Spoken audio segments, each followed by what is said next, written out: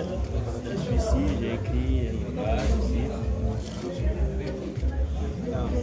Voilà, bonjour à toutes et à tous. Je suis pasteur Steven Alembe. Je suis responsable de Metanoia Ministries International et aussi pasteur de l'église El Shaddai. Je suis aussi le promoteur de King School International. Voilà, j'ai écrit un livre intitulé Au-delà des apparences. Et ce livre a besoin. Mon objectif, c'est vraiment vouloir explorer le monde spirituel parce que les gens ne sont pas toujours ce qu'ils apparaissent être. Le monde comme il n'est pas toujours ce qu'il est. Donc les vérités de ce monde se cachent dans le monde spirituel. Donc voilà pourquoi je trouvais que dans nos églises, dans nos groupes, dans nos échanges, même les gens qui disent qu'ils suivent Jésus, vous trouvez qu'ils ne reflètent pas la puissance que Jésus avait. C'est apparemment il y a des choses qu'ils n'ont pas encore découvertes. Et j'ai senti que ma responsabilité en ce moment, c'est de vouloir vraiment expliquer ces choses en amenant un livre qui va être à la disposition de tout le monde, qui va vouloir afin qu'il puisse explorer ce monde-là. Il y a eu des questions dans ma tête, des questions comme pourquoi il y a des conflits entre les gens, pourquoi les guerres, pourquoi les calamités, pourquoi les gens qui peuvent s'aimer le matin, le soir, ils deviennent des ennemis, pourquoi la religion et la science, c'est comme s'il y a des combats entre eux, pourquoi la politique et la religion, ça ne marche pas. Il y a beaucoup de questions. Pourquoi les chrétiens n'ont pas l'influence comme Jésus en avait à sa période. Et toutes ces questions m'ont amené à avoir une idée globale et parler un peu au-delà des apparences, comme tout commence par le spirituel et finit par le naturel. Voilà d'une manière globale de ce livre ici, qui a 4 chapitres bien sûr, et chaque chapitre est expliqué en détail et en profondeur. Voilà un peu ce que je voulais dire. Les domaines de la vie, qu'est-ce qu'on peut retenir sur ce sujet? Voilà, dans ce domaine-là, je veux juste parler un peu parce que la réalité est que si vous regardez les chrétiens comparativement aux gens entre guillemets que les chrétiens appellent le païen, si le point d'influence sur la terre, vous trouvez que les chrétiens ne sont pas en avance. Et ça, c'est une réalité que nous voyons partout, dans toutes les villes, dans tous les villages. Mais Jésus, si vous regardez, parce que nous disons que nous suivons Jésus, nous sommes les disciples de Jésus, mais Jésus influençait et la politique et tout. D'ailleurs, il a été enterré par Joseph Arimathée, qui était tout un politicien. Donc il était aussi influencé derrière les rideaux. Et c'est lui qui avait disponibilisé son tombeau pour qu'il enterre. Donc aujourd'hui, quelque part, les chrétiens n'influencent pas parce qu'il y a beaucoup d'ignorance.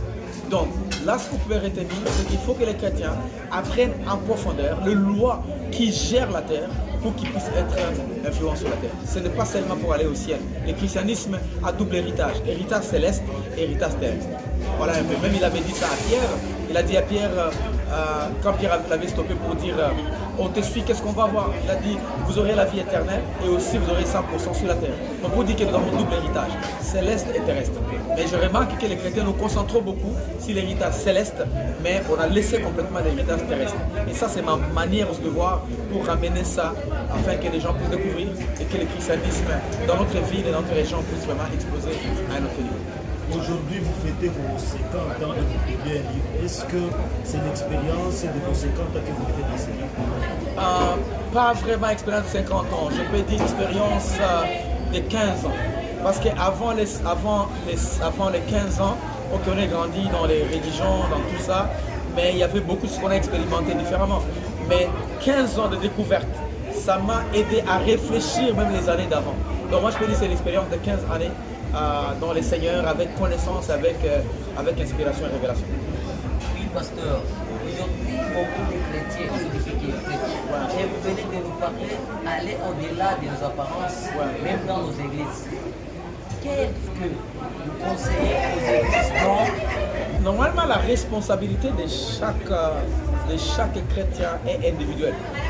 Maintenant, on ne peut pas aller au-delà de ce qu'on a été enseigné par nos pasteurs, malheureusement. Donc, la recherche de la connaissance.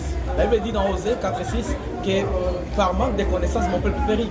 Donc, si les gens n'ont pas la connaissance, ça va refléter dans la pauvreté. En d'autres termes, la pauvreté, ce n'est pas le fruit de manque, non, c'est le fruit de manque de connaissances. Ce n'est pas manque d'argent, ce n'est pas manque de ressources, c'est question de manque de connaissances. Donc, les pauvres, ils ont quelque chose qu'ils ne connaissent pas. Voilà pourquoi ils sont pauvres. Oui, pasteur, il a dit que vous ne pouvez jamais aller au-delà de ce que vous avez enseigné. Ouais. Et c'est là que sont beaucoup de chrétiens, comme vous dites que mais beaucoup de chrétiens ne manifestent pas cette vie dans l'abondance, cette vie de puissance, cette vie que Dieu désire que les chrétiens manifestent aujourd'hui. Est-ce que c'est la faute de ceux-là qui les enseignent? Parce que vous dites que c'est individuel. Ils ne peuvent pas aller au-delà de ce qui les a été enseignés. Que dites-vous par rapport à ça? Moi, je pense que la faute est partagée. D'un côté, nous les pasteurs, nous avons la responsabilité, mais de l'autre côté aussi, les gens qui nous suivent. Parce que pourquoi les gens doivent nous suivre bêtement? Il y a des gens qui refusent de suivre les autres juste parce qu'ils ont entendu qu'on a parlé. Non, celui-là, il est mauvais, il ne faut pas le suivre. Est-ce que toi, tu n'as pas la capacité de réfléchir et d'analyser des choses pour décider à toi-même? Donc, moi, j'ai dit que la faute est partagée. D'un côté, nous les pasteurs, de l'autre côté, les gens qui nous suivent aussi. Oui, par rapport toujours à ça, ces chrétiens-là qui sont pendant des années dans des églises, mais vous avez intervenu, on parlait de la religion, qui sont plongés beaucoup dans la religiosité, ce qui fait à ce qu'ils considèrent que ce qui est des préceptes de ce que les hommes enseignent, ils n'entrent pas en profondeur en ce qui est de spirituel. Et ce que vous avez parlé que cela fait, c'est qu'il y a des gens qui ne sont pas des chrétiens, mais qui forment des groupes et ils arrivent en profondeur et à étudier même les différentes lois que vous avez citées. Mais ils n'ont pas la vie éternelle. Mais que doivent faire maintenant ces chrétiens-là pour qu'ils ne puissent pas tomber dans ces pièges, croyant qu'ils servent Dieu alors qu'ils sont dans l'ignorance et ils vont perdre la vie éternelle? C'est même la réunion, c'est alors la réponse que je donne dans ces livres ici. Donc quand je parle de ces livres, quand je partage même au niveau des différentes radios, là où on donne le message, il faut que les chrétiens soient ouverts à apprendre. Le problème, c'est que la religion, c'est comme les sociologues disent, la religion est l'opium du peuple. Donc si vous attachez à une religion, vous risquez d'être bandé les yeux et vous n'aurez pas le temps d'aller plus loin. Donc moi, encore, je pousse cette responsabilité aux chrétiens d'ouvrir les yeux, d'ouvrir leurs canaux intérieurs et aussi recevoir de nouvelles choses. D'ailleurs, quelqu'un avait dit ceci, que si vous trouvez que vos résultats sont toujours négatifs, changez les entrées. En d'autres termes, si vos fruits sont toujours le fruit orange, changez les racines. Si vous avez les racines, par exemple, d'orange, vous allez produire les oranges. Si vous avez les racines de mangue, vous allez produire les mangues.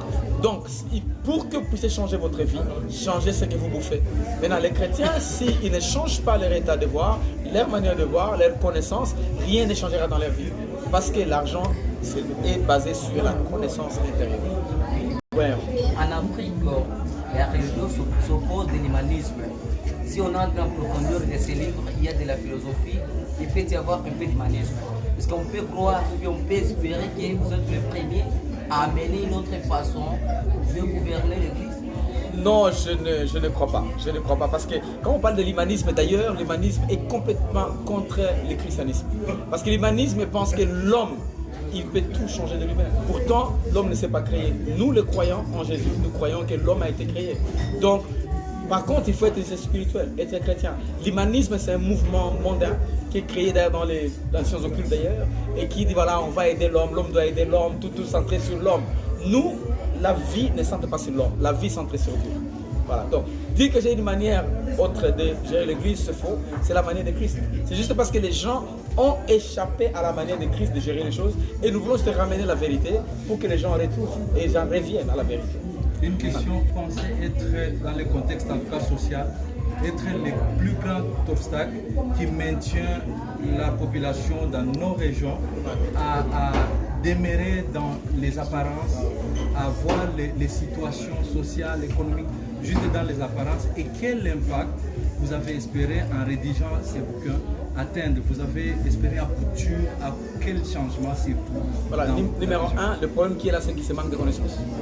Beaucoup, excusez-moi de le dire, je le dis clairement, beaucoup de pasteurs n'ont pas assez de connaissances. Il y a des gens qui disent on est appelés, oui, mais ils n'ont pas eu la grâce de passer par les écoles, ils n'ont pas eu la grâce d'accepter les gens pour les coacher, pour les mentorer, ils n'ont pas eu le temps de rester sous responsabilité des gens qui ont compris les choses pour les aider. Ça, c'est un défi que nous avons. Alors pour moi, j'ai écrit ce bouquin et je vais travailler beaucoup dans des conférences, des réunions, mobiliser les jeunes pour qu'ils comprennent qu'il y a une manière que Jésus a laissée qui n'est pas la manière qui est faite dans notre entourage. Je sais que c'est un défi, je sais que c'est un combat, mais ça c'est mon combat pour voir la nouvelle génération révolutionner. Ça c'est mon combat. Pasteur, quel est votre message pour les autres églises que vous dirigez? Pour l'église des réveils, je conseille aux gens de commencer à faire le cours. tous les pasteurs qui se règlent avec le gouvernement, c'est un.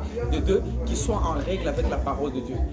Il y a beaucoup de pasteurs, et ça je n'ai pas peur de le dire, il y a beaucoup de pasteurs qui ont fait l'exil économique.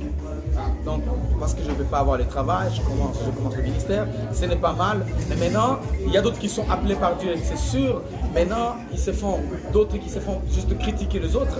Moi, je conseille d'abord aux pasteurs de réveil que chaque pasteur puisse avoir le temps d'apprendre la parole de Dieu au niveau personnel, d'accepter les autres comme ils sont et de vouloir grandir comme le Seigneur va le vouloir. Ça, c'est le conseil que j'ai aux églises de réveil.